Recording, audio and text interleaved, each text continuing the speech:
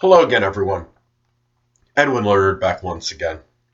In this YouTube astrological segment, I'm going to be dissertating and talking about having an Aquarius Sun and a Leo Ascendant in a natal chart. Now, what these signs have in common is they're both fixed, and their temperament is very single-minded, very focused, very determined. This could be a very intransigent or intractable combination, and this person probably, once they make up their mind, it's going to be very hard to sway them. Now, they also, however, they are in opposition by sign, making them incompatible by sign. They're very diametrically opposed in certain ways. Now, the other thing they have in common, Aquarius can be humanitarian instincts, and Leos can be very loyal, steadfast, and generous, and very magnanimous. So they're similar that way. This could be a very giving person. But the thing is, the way they're opposed is that the Sun in Aquarius is, you've heard me say a number of times, is like has the universal friend syndrome. And they're really about doing things more for the collective good, more doing things in groups, group type settings, and really not necessarily about standing out. They often like to be, in other instances, they may like to be independent, and they're not always about the limelight or notoriety. But Leo Ascendant, you really have a dichotomy with this, because Leo Ascendant is a type that loves the attention, can be flamboyant, and really they just seem to naturally attract attention as well. Can have very good charisma and be charismatic and have a lot of presence, and could really be somewhat showy in wanting the attention and the accolades and recognition. And Aquarius is a little bit more unassuming and doesn't really they're really not about that.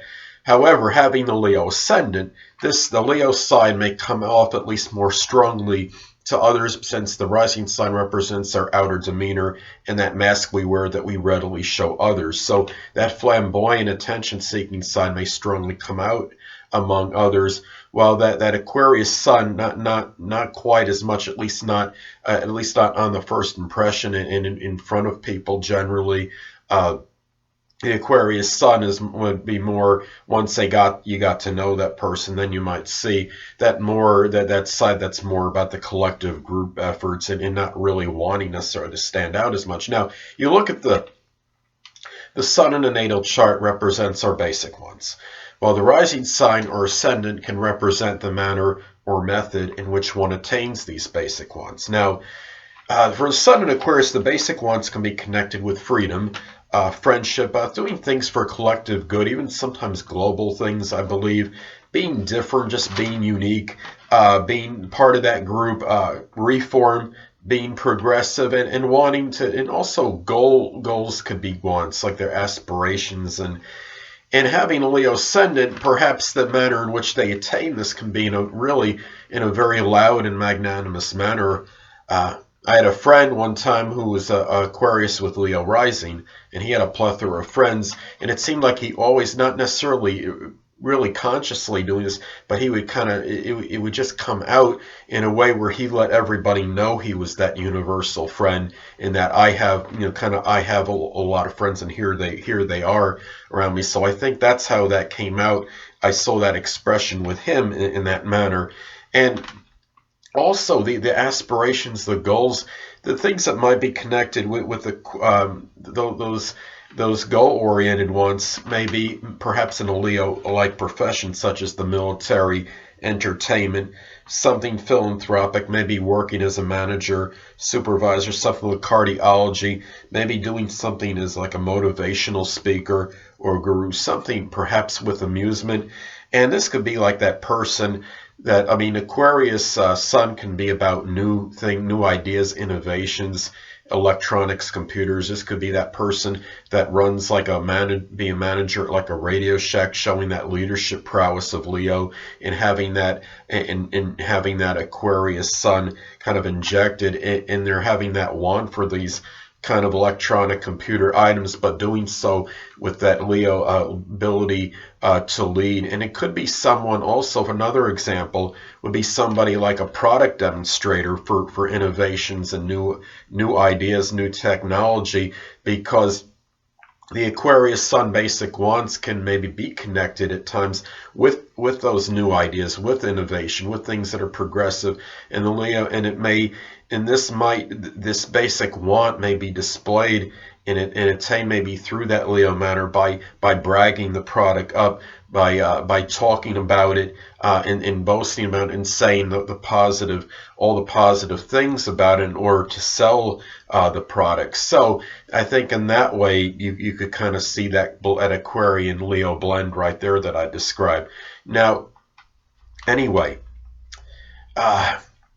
it's important to look at the aspect that is made, if any, between the Sun in Aquarius and the Leo Ascendant, as this could indicate how these energies may not blend. I guess in this case, they really don't. There's really not much opportunity for them to blend really that positively. Now, if they're not, because the major aspect I have that can be made are opposition or inconjunct, and now, if they're not aspected, maybe that might be a little better, but you might have isolation of energy and you might still not have that great integration. Now, let's say you have an opposition aspect. Let's say you have the Aquarius Sun at 24 degrees and the Leo Ascendant at 21 degrees. That could be considered adverse or adversarial. And even though they are in opposition by sign to begin with, if you have the opposition aspect, this could intensify that negative kind of integration, or not much integration, somewhat even more, and you might have that kind of perpetual tug of war going on between these energies. And even if this person is not cognizant of his or her astrological placements, this person might feel that what they're projecting outwardly may be strongly different than what is going on inside. This person may feel somewhat misconstrued or misunderstood by others because of that. And this could cause some inner exasperation and tension. Now, you could also have an inconjunct aspect take place. I guess you call it out of sign inconjunct aspect. Let's say the Aquarius Sun is at 1 degree and you have a Leo Ascendant at 29 degrees. This could also be adverse or adversarial, and you have a conflict with these energies. And like what I had described previously for the opposition. Now, it's also important to look at the house placement of the Sun in Aquarius, because the Sun in our natal charts represent where we want to shine and be prominent. Now, even though the Leo Ascendant may cloak or camouflage this Sun in Aquarius energy to some degree, the Sun in Aquarius energy may still come out at least somewhat prominently in that particular house that it is posited in. Now, let's say the Sun in Aquarius is located in the 6th house. I'm sorry, the Sun in Aquarius, I thought I made a mistake. Sun in Aquarius is posited in the 6th house. Well, that could indicate that this person might bring out maybe that real strong cerebral quality, that superior intellect of Aquarius, that ingenious quality, and maybe that unorthodox matter, perhaps in their work life, perhaps in their daily routine, and perhaps in their work life, their employment life. Now, if the Sun in Aquarius is posited in the 7th house, well, this person might be very partnership-oriented and have a plethora of friends. Like I was telling you about that friend I had one time, I believe he had the Sun in Aquarius in the 7th house with the Leo Ascendant. And anyway, this eclectic quality might come out in their partnerships and relationships, and this person may have their own unique way of handling perhaps their open adversaries, such as like in a courtroom situation, use that superior mental ability perhaps to combat them in that kind of situation. Now, let's say the Sun in Aquarius is posited in the 8th house. Well, this can indicate that this person might bring maybe that unorthodox quality, that eccentric quality, perhaps in their sexual life to some degree.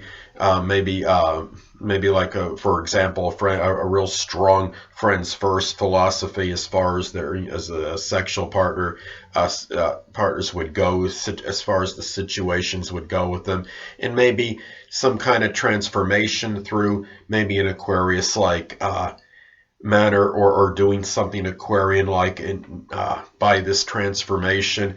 And even perhaps in matters connected with shared or others' resources. This person might show that strong willingness to show the humanitarian qualities with this, and maybe be even and show what maybe selflessness somehow in matters connected with this as well. Well, anyway, people, that'll conclude this YouTube astrological segment for having the Sun in Aquarius and a Leo Ascendant in a natal chart. And stay tuned next time where I'll be dissertating and talking about having the Sun in Aquarius and a Virgo Ascendant in a natal chart. Two things I want to get with you on before I head out. Firstly, the stars may impel but do not compel. And secondly, never isolate any single astrological element, aspect, planetary placement, position, configuration, influence, or what have you, and make an analysis of a person, astrologically speaking, based on this alone. Because astrologically speaking, the person is the sum of all their components in their natal chart and not just one. Until next time, people, stay well.